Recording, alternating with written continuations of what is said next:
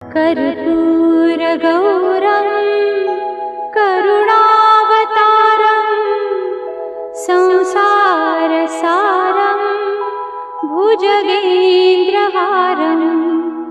सदा वसन्तं हृदयारविन्दे भवं भवानी सहितं नमामि। कर्पूरगौरं करुणावतारं संसारसारं भुजगेन्द्रहारं सदा वसन्तं हृदयारविन्दे भवं भवानी सहितं नमामि। कर्पूरगौरं